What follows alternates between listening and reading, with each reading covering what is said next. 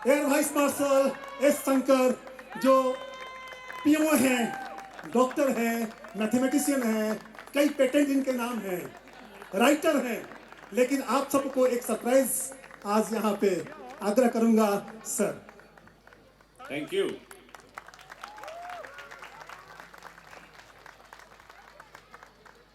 दो दिन पहले एयर कमांडर सचिन सक्सेना, जो ये सारा ऑर्गेनाइज कर रहे हैं, मेरे पास आए। मैंने पूछा, भाई आपका प्रोग्राम का प्रैक्टिस कैसे चल रहा है? कहते सर सब कुछ बढ़िया है, बहुत सारे गाने और डांस है। मैंने कहा एक कर्टन आइटम होना चाहिए। मैंने कहा किस तरह का आइटम? कहते सर कुछ स्टैंड अप कॉमेडी होना चाहिए। तो मैंने कहा स्टैंड अप कॉमेडी, किसी यंगस्टर को पकड़ो, वो अमित टंडन का कोई देखेगा यूट्यूब से और वो यहाँ कर देगा। तो सचिन बोलते नहीं सर, कोई ओरिजिनल होना चाहिए। मैंने कहा सचिन तुम्हारे जहन में कोई है? तो सचिन जब देखते ना चुप हो जाते 2 मिनट के लिए। कहते सर आप ही कर दो। मैंने कहा मैं? सचिन यार मैंने आज तक कभी स्टैंड अप कॉमेडी की नहीं है यार, कैसे करूंगा? तो उसने कहा सर आप ही तो बोलते रहते हो, लाइफ में हर चीज इंसान को कभी ना कभी पहली बार करनी ही पड़ती है। कहते सर आप कर लोगे। और ऐसा कह के वो निकल गए। गायत्री जी हमारी वाइफ यहाँ बैठी हुई है, हमेशा कहती हैं शंकर तुम ऐसे मुफ्त के ज्ञान बांटते रहते हो, एक दिन जरूर फंसोगे। तो हमने अभी पिछले महीने ही हमारी 31st एनिवर्सरी मनाई। जब शादी हुई थी, जैसे एवरी कपल के बीच में होता, हमारे झगड़े हुआ करते थे और बहुत सारे कारणों से झगड़े होते थे। और एक बड़ा इंटरेस्टिंग कारण हमारा होता था शॉपिंग। गायत्री जी को शॉपिंग बहुत पसंद है, हम शॉपिंग से डरते हैं। अभी क्या होता था, अगर वो कहती कि शंकर जी चलिए थोड़ा शॉपिंग करके आते हैं, तो या तो हम बोलते सीधे बोलते थे नहीं आएंगे, या हम कभी बहाना बना देते थे, तो वो मुंह फुला के बैठ जाती थी। अगर वो जबरदस्ती हमें ले जाए तो हम पूरे शॉपिंग में मुंह फुला के बैठ जाते थे। तो हमने कहा यार जैसे जैसे उम्र हुई और बाल सफेद हुए, हमने कहा ये स्टाइल नहीं चलेगा, तरीका दूसरा ढूंढना पड़ेगा। आजकल जब गायत्री जी कहती हैं चले जरा पीबी, तो मैंने कहा गायत्री जी जरा ये बैठिए। आज जाने की जिद ना करो, आज जाने की जिद ना करो, यूं ही पहलू में बैठे रहो। पहलू मतलब बगल में। यूं ही पहलू में बैठे रहो, आज जाने की जिद ना करो। सिर पीट लेती हैं, कहती है मिसेस माथुर थोड़ा चलते हैं।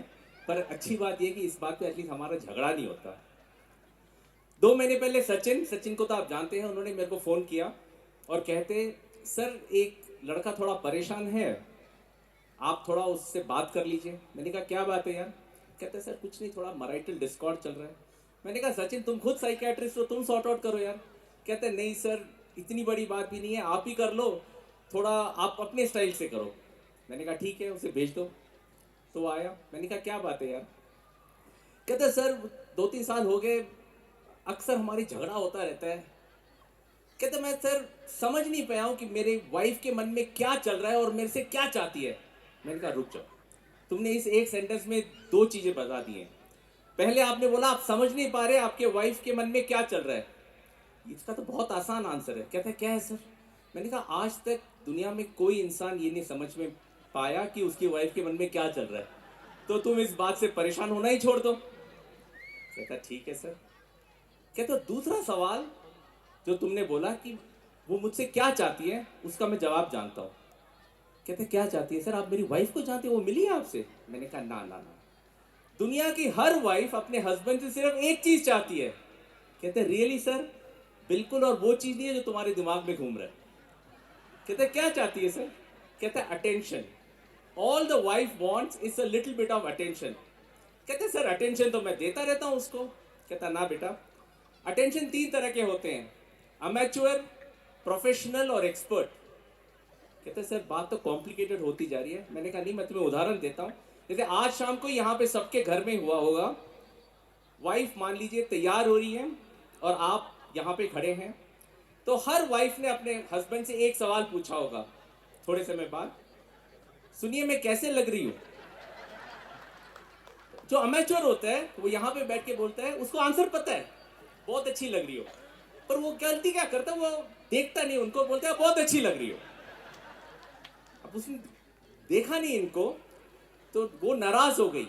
आप आसपास देखिए, यहाँ पे आधी लेडीज बहुत परेशान और नाराज होंगी, इसलिए नहीं कि प्रोग्राम में प्रॉब्लम था, इसलिए क्योंकि वो हस्बैंड अमेच्योर थे। तो उसने कहा सर प्रोफेशनल क्या होता है? कि मैंने कहा अमेच्योर और प्रोफेशनल में 90 डिग्रीज का फर्क है। कहता 90 डिग्रीज क्या होता है सर, बताता हूं। सुनिए मैं कैसी लग रही हूं। हस्बैंड 90 डिग्रीज गर्दन घुमाता है, 1 सेकंड रुकता है और कहता है आप बहुत सुंदर लग रही हो। बस इतना ही फर्क है। कहता है सर इसके ऊपर भी एक लेवल है। मैंने कहा बिल्कुल एक्सपर्ट। कहते एक्सपर्ट लेवल क्या होता है सर, बताता हूं। एक्सपर्ट 3 लेवल पे आंसर देता है। सर ये तो और मुश्किल हो रहा है। कहता है डोंट वरी, सुनिए मैं कैसी लग रही हूं। तो पहले लेवल पे वो एक छोटा सा क्रिटिसिज्म करता है। कहते सर क्रिटिसाइज करने से तो फंस जाएंगे। मैंने कहा नहीं, कुछ नहीं होगा।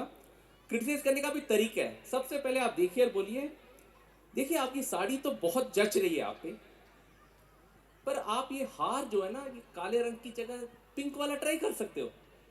कहते सर इतना सा मेरे को नहीं पता। कहता नहीं, कोई भी, हमेशा लेडीज 4-5 चीजें रखती हैं, कोई भी चेंज करा दो उसका। कहता ओके सर। और जैसे ही वो चेंज करे, कहते अब आप फर्स्ट क्लास लग रही हैं। इसको मैनेजमेंट कहते हैं सैंडविच टेक्निक। आप बहुत अच्छी लग रही हैं, हार या झुमका कुछ भी चेंज करा दो। कहता वाह सर। इसके बाद क्या है? कहता अब उनके ड्रेस पे ध्यान मत दो, उनके चेहरे पे ध्यान दो। आधे घंटे से मेहनत किया उन्होंने। कहता बिल्कुल। तब आप उन्हें बताइए, ये काम कमानी भवे तेरी पलकों के किनारे, कजरारे माथे पे सिंदूरी सूरज, ओंठों पे दहकते अंगारे। कहते सर इसके बाद एक और लेवल है। मैंने कहा बिल्कुल। कहता अब क्या रह गया सर? कहता अब आप वर्णन कीजिए कि भाई उनकी सुंदरता का असर आप पे कैसे पड़ा।